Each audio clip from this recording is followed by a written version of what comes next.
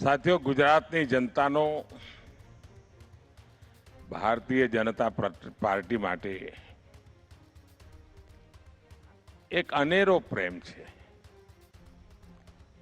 અનેક અનેક આશીર્વાદ. વર્તમાનની રાજનીતિની સ્થિતિ એવી છે કે આટલો લાંબો સમય જન સમર્થન મળતું રહે અને ઉત્તરોત્તર વધતું રહે, એ ખૂબ મોટા અભ્યાસનો વિષય છે. ગુજરાત ભારતીય જનતા પાર્ટીએ આપ સૌ કાર્યકર્તાઓએ જે નિષ્ઠા અને સમર્પણ ભાવથી જે જવાબદારી મળી અને પરિપૂર્ણ કરવા માટેનો જે પ્રયાસ કર્યો છે, એનું આ પરિણામ છે કે સહજ રીતે પ્રજાનો પ્રેમ સંપાદન થાય છે. આજે શાયદ ક્યાંક 3 પેઢી ક્યાંક 4 પેઢી એવી હશે કે જે લગાતાર ગુજરાતમાં ભારતીય જનતા પાર્ટી પર અવિરત રીતે આશીર્વાદ વરસાવી રહી છે અને ગુજરાતે પણ વિકાસના ક્ષેત્રમાં બહુ મોટી હરણફાળ ભરી છે. એક જમાનો હતો કે મીઠા ઉત્પાદન સિવાય આપણે કાંઈ કરતા નહોતા અથવા કરી શકતા નહોતા. એ ગુજરાત આજે સેમિકન્ડક્ટરની ચીપ બનાવતું હોય,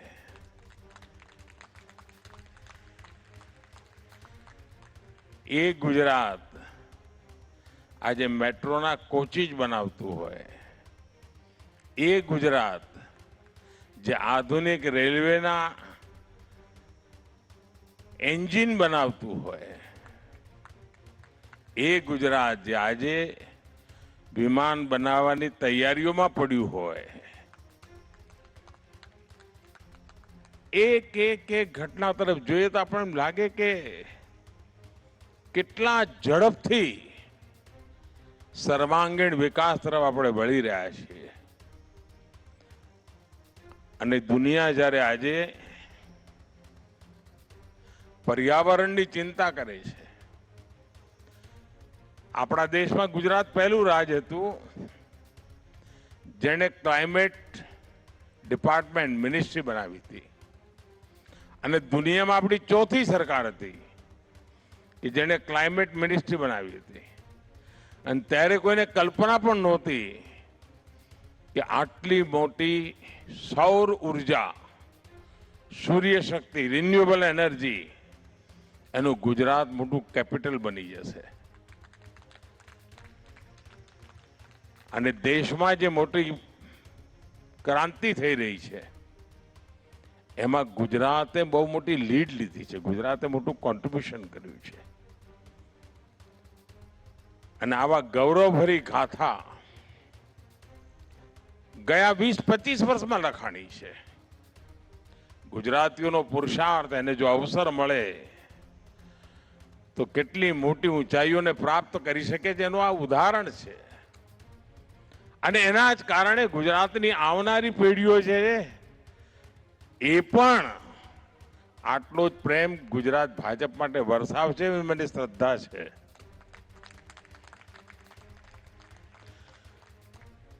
સાથીઓ, તમે હમણાં ચૂંટણીઓનો જંગ જીતેલો છે એટલે મને ખબર છે કે તમારે શું સાંભળવું છે. બંગાળ,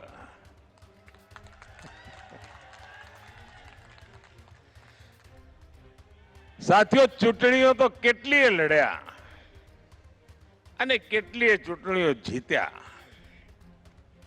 જય પરાજય તો ચાલ્યા કરતો હોય, પણ પહેલી વાર હું જોયું છે કે બંગાળની ચૂંટણીઓ સમગ્ર દેશમાં જાણે, હું નથી માનતો કે દેશના ઘણા ખૂણા કોઈને લોકોને બંગાળની દુર્દશાની તકલીફ પડી હશે, પણ દૂર દૂર હજારો માઇલ દૂર બેઠેલા વ્યક્તિને પણ બંગાળમાં પરિવર્તન આવ્યું એટલે હાશકારો થયો. એટલે પીડા કેટલી ભયંકર થઈ હશે ત્યાંના લોકોને કે જેનો હાશકારો ગુજરાતનો માનવી અનુભવે. આનાથી મોટું બીજું શું હોઈ શકે? અને આ દેશના સામર્થ્યના દર્શન થાય છે કે પીડા બંગાળને થતી હોય અને દર્દ ગુજરાતીને થતું હોય, ગુજરાતને ખૂણે ખૂણે વેદના થતી હોય કે આ આપણા બંગાળને થયું છે શું?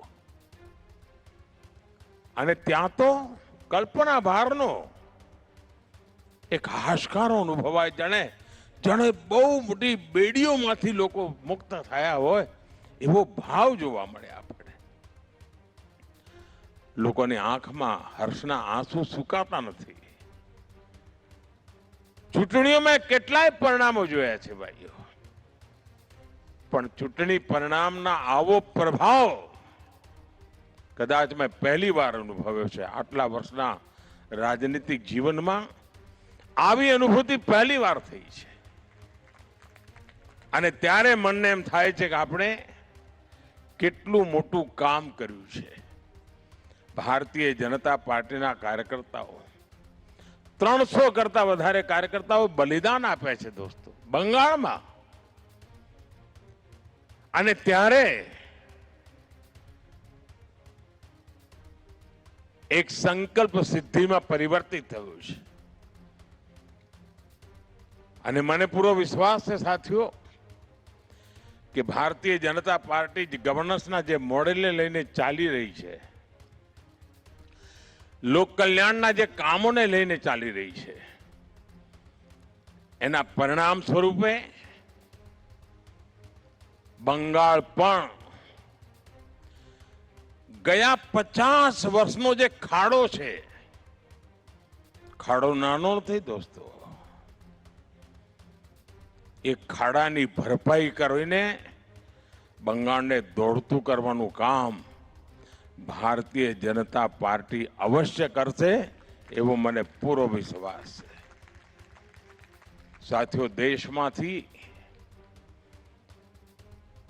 સ્વાભાવિક રીતે આવડી ઘટના બને એટલે લોકોનો ગૌરવ અને આનંદનો ભાવ તો જગે, પણ દુનિયામાં બંગાળની વિધાનસભાની ચૂંટણીના પરિણામોની ચર્ચા સમગ્ર વિશ્વમાં થઈ રહી છે. દુનિયાના ગણમાન્ય લોકો એની નોંધ લઈ રહ્યા છે.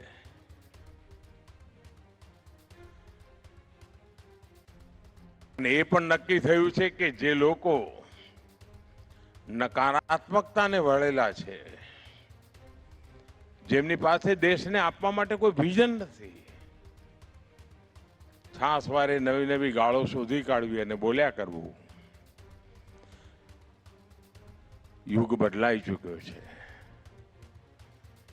દેશની યુવા પેઢી પોતાના ભવિષ્યને જોઈ શકે છે, સપના સેવી શકે છે, સંકલ્પ કરી શકે છે અને સંકલ્પને માટે અહર્નિશ પુરુષાર્થ કરીને સિદ્ધિ પ્રાપ્ત કરવા સુધી આગળ વધવાની આજની યુવા પેઢીની તૈયારી છે. એના જે એસ્પિરેશન્સ છે એ એસ્પિરેશન્સને આજે દેશનો નવજવાન જે સંકલ્પો લઈને ચાલી રહ્યો છે એનાથી દેશના ઘણા રાજકીય પક્ષોના રાજકીય નેતાઓ અજાણ છે એવું લાગે. ગુજરાતી ભાષામાં કહે તો જાણે એમ લાગે મતી મરી ગઈ છે. અને એવે વખતે નિત્ય નૂતન પ્રાણ શક્તિથી ગુજરાત આગળ ધપતું હોય, ગુજરાતનું જન સામાન્યના આશીર્વાદ મળતા હોય, ત્યારે આપણી જવાબદારીઓ પણ અનેક ગણી વધી જાય છે.